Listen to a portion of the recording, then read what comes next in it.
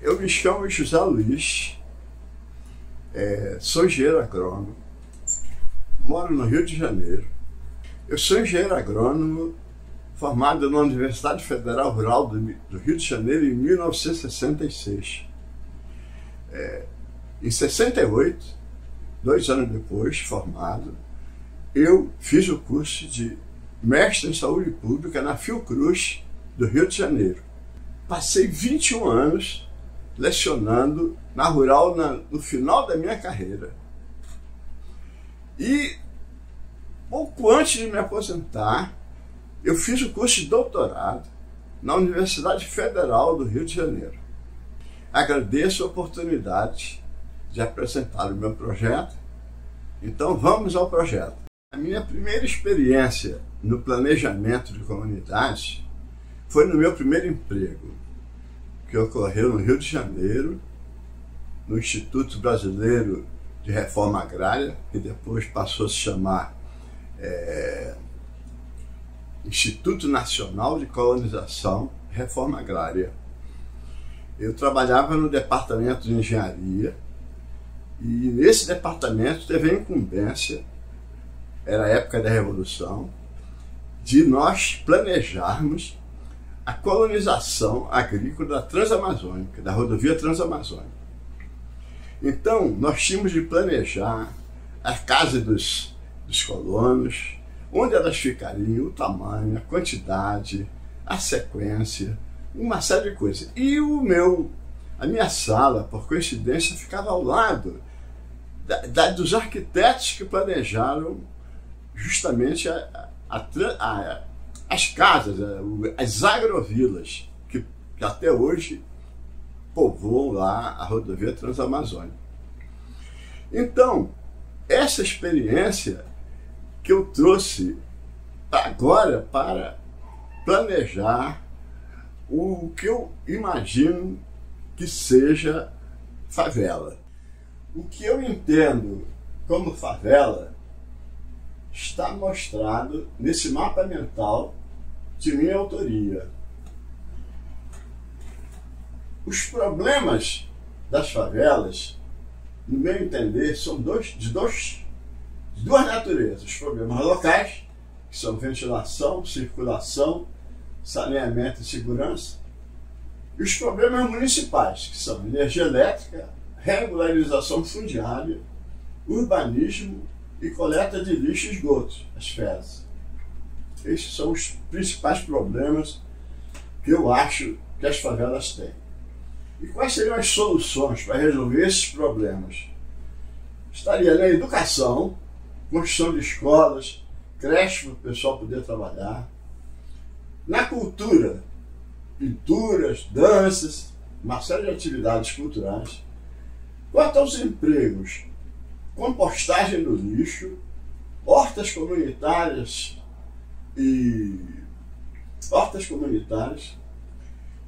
a internet poderia ajudá-los através de programas, softwares e de vídeos mostrando como utilizar esses softwares. E quanto à renda, no meu entender, o artesanato e os serviços seriam a primeira parte, a parte mais importante de promover a renda nas favelas. O trabalho que eu pretendo apresentar nesse seminário tem 2 enfoques. Um seria arquitetônico e o outro seria de orientação aos líderes comunitários.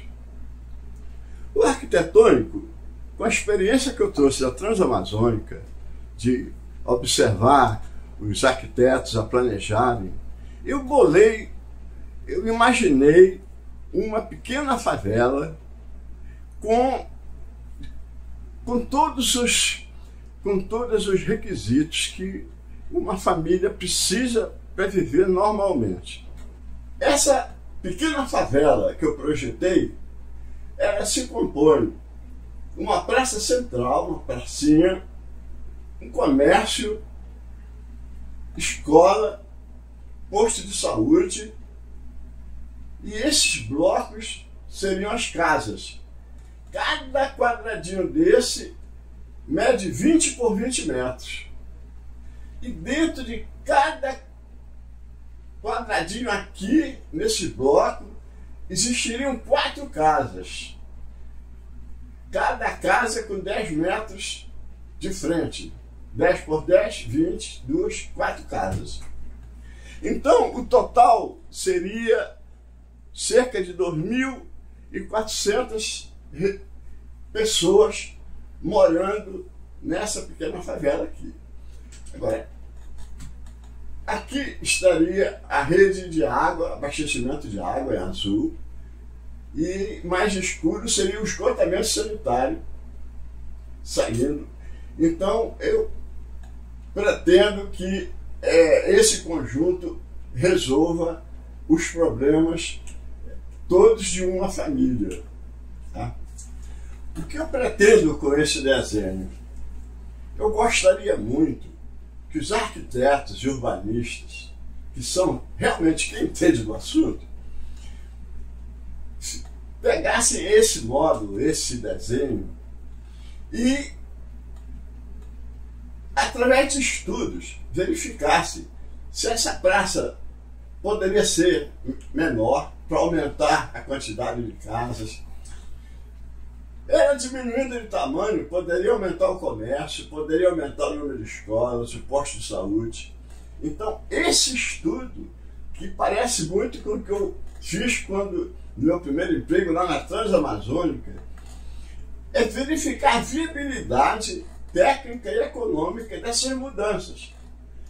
Esse módulo, a minha ideia é que ele, depois de otimizado pelos arquitetos e pelos urbanistas, fosse reproduzido tanto de modo radial, formando um círculo, ou de modo linear, de modo que cada módulo desse ficasse um ao lado do outro, caso houvesse necessidade área para aumentar a favela, a quantidade de pessoas na favela.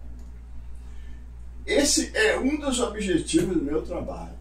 É esse módulo trabalhado por arquitetos e urbanistas. A segunda finalidade, a segunda intenção do meu trabalho é orientar os líderes das comunidades a resolverem problemas das comunidades, de modo que elas se tornem resilientes, independam do governo para problemas de água, lixo, esgoto. Vou dar alguns exemplos de coisas que podem ser feitas na favela pelos líderes comunitários, e no meu artigo no LinkedIn estão explicados com planilhas eletrônicas, com os cálculos, com fotografias, com os desenhos, mostrando como essas soluções podem ser postas em prática. Entre as soluções estão fogão solar, carneiro hidráulico, dessalinizador de água, problemas para o esgoto, como dar o destino ao esgoto. Eu imaginei, por exemplo, em problemas de casas de palafitas, que os esgotos ficassem abaixo da casa, num tambor de cerca de 200 litros cada, que seriam retirados a cada 2 ou 3 dias por pessoas da própria comunidade ou da prefeitura, substituídos por outros, como acontece com o lixo. O lixo também é retirado a cada 2 dias. Então ficaria resolvido esse problema do esgoto e do lixo. E a água, eu advogo que essa água seja captada da chuva, captação da água da chuva. Então, no meu artigo eu mostro como calcular as calhas para captar a água da chuva, como reservar a água nas casas, em vez de colocar reservatórios em cima das casas, por causa do peso, que muitas casas não têm estrutura para aguentar. Eu imaginei reservatórios formados por tubos de PVC de 20 centímetros, 2 tubos desses com 1,5 m ou um pouco mais, seria suficiente para abastecer a família durante o dia inteiro. E não precisaria ficar no telhado, no teto da casa. Poderia ficar do lado externo da casa, na vertical ou na horizontal. Na horizontal para ter pressão, para que possa se utilizar a água nas pias, no reservatório. E a vertical para outras finalidades. O maior problema, o principal problema numa favela é a residência, é a casa. Então, eu encontrei na internet um software que eu gostaria de indicar para os líderes comunitários, chama Dialux. Com esse software, eu elaborei o projeto de uma casa para uma família com 4 pessoas. E o desenho, a planta baixa dessa casa está mostrada neste desenho que foi feito com este software Dialux.